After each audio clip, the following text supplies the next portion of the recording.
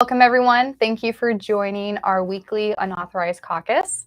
I'm Joanna, and this is Ryan. We're coming to you from the Clayton office in St. Louis, Missouri. We have a couple exciting topics we'd like to discuss today. You can see that on our description on YouTube or Twitter or Facebook, wherever you're watching us today. Also, while you are coming into this video, like we always ask, go on ahead and like this video, whether you're on Facebook, you can share it. Go on ahead and like us on YouTube as well. And feel free to share this with your friends, family. And if you haven't, go on ahead and click that subscribe button on YouTube because that helps us out as well. Today, we are excited to announce that we are having our 51st Phyllis Schlafly's Eagle Council. That will be on Saturday, September 17th. So we're going to highlight some speakers, what the schedule is going to look like, and details like that. Yeah, absolutely. Obviously, there's been a little bit of a break, pardon me, from all normal events the last couple of years. As first, there was a little bit of a pandemic in the middle of happening. And then after that, last year, everyone was just a little skittish. But we're back to it. We're looking forward to it. I know a lot of you are. We've already heard from folks, and we're really excited. So we're going to mix it up a little bit this year, and I'm really looking forward to Eagle Council 51. I think it's going to be pretty impactful and powerful. It's going to have a good punch to it, and we're looking forward to it. So obviously, if you go, like Joanna just said, make sure you are following us everywhere on social media, like, share, and subscribe to the video here. But specifically, go over to phyllisschlafly.com, sign up on the top banner there to get onto our email list. You will hear things and see things first and fastest there. But we're going to be announcing speakers as we go along. I think we can drop probably at least one or two today for sure. But there's going to be a lot more added to it. This is on Constitution Day, September 17th, here in St. Louis. So it's going to be affordable, it's going to be powerful and impactful to be at, and it's something that I would really encourage you to take a look at. So go to eaglecouncil.com, and that's where you're going to find all of the details pop up and populate as they become available. That's where you can register as well right now. Yeah, some of the stuff that we were talking about this week, we're going to be diving into. First of all, we've already put out there, we're going to have a special Legacy of Life luncheon. That's going to be one of our feature parts of Eagle Council this year, that Saturday. We're going to talk a lot about upcoming fights and battles in the pro-life movement, what we have to do to march state to state, and now in a legislative way seek to end abortion in America. But there is a celebration to be had. And we've talked a lot about Dobbs. We've talked a lot about why that's good, the jurisprudence behind it and precedent and the Supreme Court. But that is a celebration that needs to be had. It's something that Phyllis would have done. We're going to do it too. And we talked about this a couple of weeks ago. Is it too late to celebrate the overturning of Roe? Because it happened back in June. And we think absolutely not. So we definitely want to take time on that Saturday to celebrate, because it is something to celebrate. And we hope that you'll come out and do that with us. Like he was saying, on eaglecouncil.com, you can get tickets for our full event, which is going to start at noon on Saturday, September 17th, and go until that evening. So we have a luncheon, then we'll have an Eagle briefing, and then we're going to have a dinner that evening starting at 6. So you can get individual tickets, or you can just sign up for the whole event. Yeah. And one thing I'm really excited about, first of all, we'll go ahead and name drop a few right here. Marilyn Shannon is going to come in. She is on the board of directors for the Eagle Forum Education and Legal Defense Fund, one of Phyllis's primary organizations where we work for and where we're sitting today, the education branch of the organizations. But she is one of the original co-founders of RNCL, RNC for Life, or the Republican National Coalition for Life, a organization that spun up back in the 70s and 80s as one of the primary vehicles that Phyllis Schlafly and her Eagles used to essentially turn the Republican Party pro-life. And I would encourage you to go buy that book today on our store. If you don't have it, go over to store.phyllisschlafly.com. Look for Phyllis Schlafly Speaks Volume 4. Is it, or is it 3? Volume 3, How the Republican Party Became Pro-Life. And we're going to have Miss Shannon there to celebrate with us. And we're going to talk about the legacy and the impact that Phyllis had on the overturning of Roe v. Wade. Because if you look back across it, if Phyllis and Marilyn and others hadn't stood up and hounded the Republican Party conventions every 4 years and demanded and fought and worked for that pro-life plank to get in there, we wouldn't have had all these opportunities this many years later for Phyllis to sit down with then candidate Donald Trump and ask him, I need you to promise you will support this platform, that you'll appoint judges who will support the Constitution and the ideas espoused in this platform. I need you to promise me that. He did. he won. He put 3 justices on the Supreme Court, and those 3 justices are integral to the overturning of Roe v. Wade that we had in the Dobbs v. Jackson decision. So you trace it back, if Phyllis or Marilyn or any of those folks hadn't done what they did, we may not have the result today that we have. So that is a legacy we're celebrating. And we're really excited that our Missouri Secretary of State, Jay Ashcroft, who is a very good friend of ours and a good friend of the Constitution and sound elections, he's going to come and celebrate that with us. And I'm sure we will talk about many election-y things as well when we have him with us. So that's an exciting announcement there. Shall I announce the other person? Sure. Okay, we're going to have Bridget Van Means as well. She's founder and what else is her title? She's the president and the vision leader. Yes, of Thrive here St. in Louis. St. Louis. And I tell you what, like I'm always excited whenever Bridget comes to our events, because as much as they are like the chief cornerstone of, care, healthcare, and just emotional and spiritual and physical and mental care for young women in crisis and babies as a result. Also, she is a powerhouse of policy, getting stuff done at the state level, particularly here in Missouri. Man, she's gonna work for women through politics, through law, through healthcare. She will fight, and I love hearing her. It's just an incredible time to see truly the building of a grassroots activist movement is to hear from her. It's very Phyllis-y, and I always enjoy having her a part of our stuff. It's good. And she's joined us in years past for our events, and she was actually a part of our virtual collegians event this summer. So feel free to check out that video of hers on our YouTube page. She spoke at that event too this year.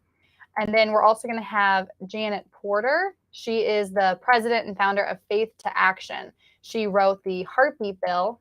And so she's been an integral part as well for the pro-life movement. Oh, yeah. Because without the Heartbeat Bill movement popping up and then different replications of that legislation across the states, the Mississippi law that got challenged and worked its way all the way up to the Supreme Court, Dobbs v. Jackson, that Dobbs is the chief health officer in Mississippi.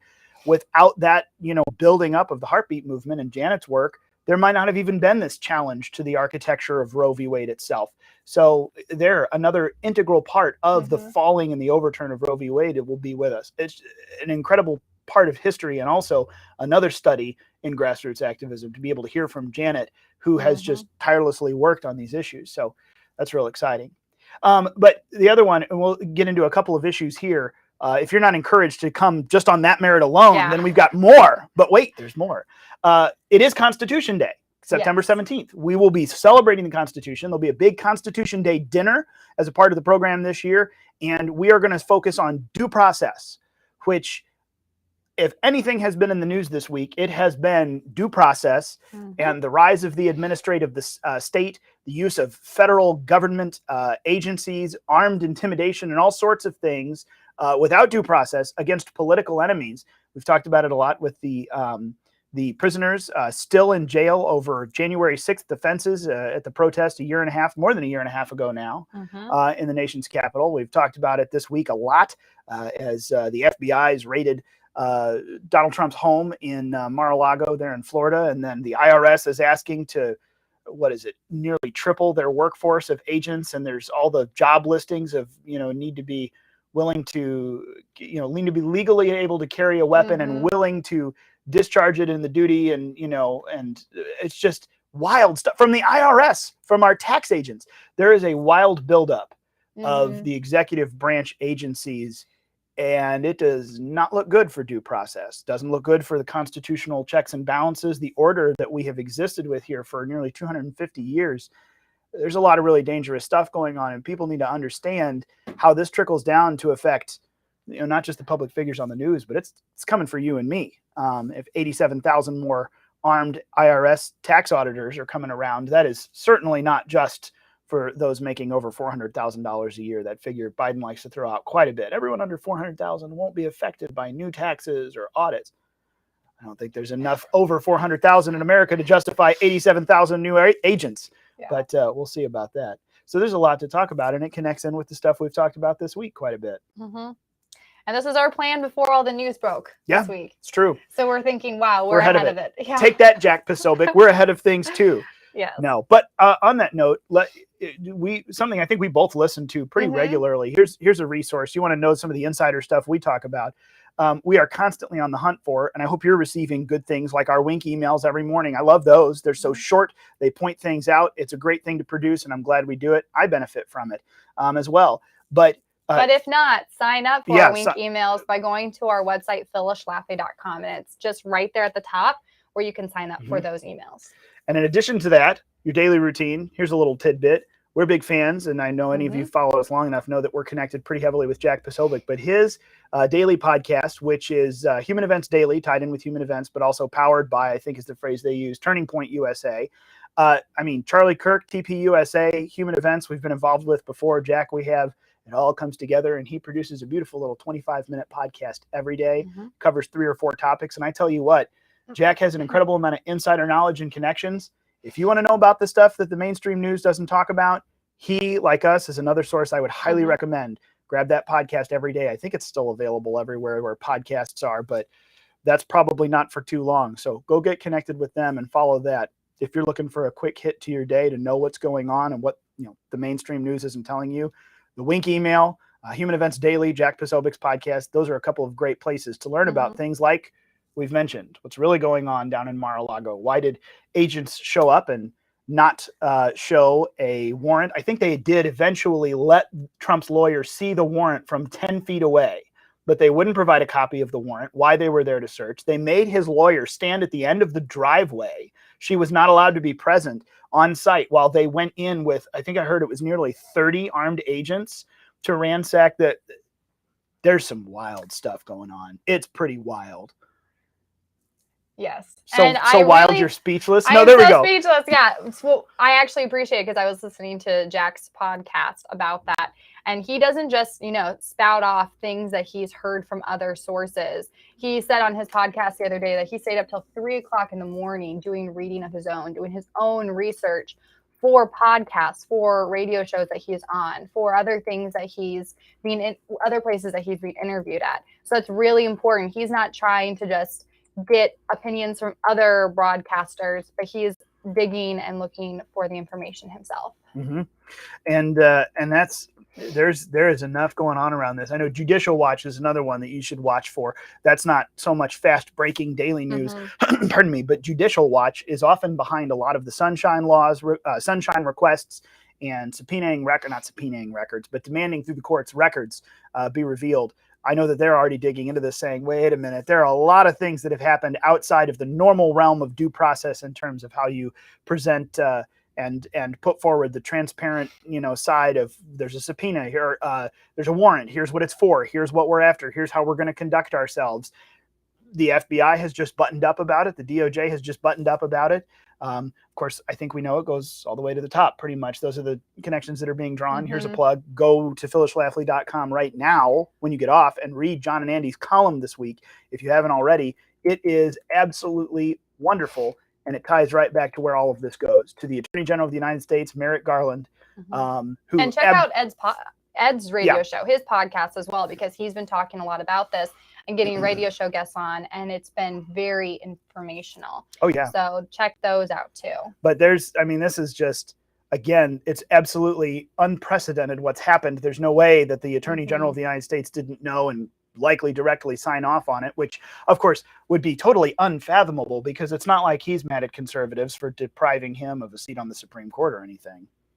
So I wonder what personal vendettas he may or may not have. So there's a lot of connections to be drawn and a lot of things that, the news won't tell you, but we will. Jack Posobiec will. Ed Martin will. John and Andy Schlafly will. We'll draw these connections for you. And we're going to wrap it all in a nice little bow and celebrate the Constitution while we figure out how to deal with all of these things on Constitution Day here in St. Louis at Eagle Council 51. So join us. Check out more information. We'll be announcing speakers, and you can get all that information at eaglecouncil.com. Again, eaglecouncil.com. Again, you can sign up on that page to come to our event. You can see speakers and get other information. If you have any questions, definitely call us or email us here at the Phyllis Schlafly Center. Yep. info@phyllisschlafly.com will get right to us. Hop on to phyllisschlafly.com, sign up for the email list like she just said. I know already down below here, we've already posted in the links or in the description and in the comments a link to Jack's podcast every day. Go take a look at that. And yeah, I see some of the comments coming in. It is some wild stuff. And yes, I see someone questions our phrasing. Yes, Phyllisy is an adverb that we're big fans of here. It's very Phyllisy, some of these things. So you want to be in the know? Go and look at some of these sources. Make sure you signed up for the email list because it's very Phyllisy to go and inform and educate yourself and then join together with other people who are informed citizens armed with the truth, looking to do something about it, which we hope you will come and do with us next month here in St. Louis. So go to eaglecouncil.com, get signed up today. Trust me, it's affordable and you can't afford to not be there and know these things. And then go to phyllisschlafly.com and stay in touch with us. Well, thank you so much for joining our weekly Unauthorized Caucus. We will be here again next week, same time, same place, and we hope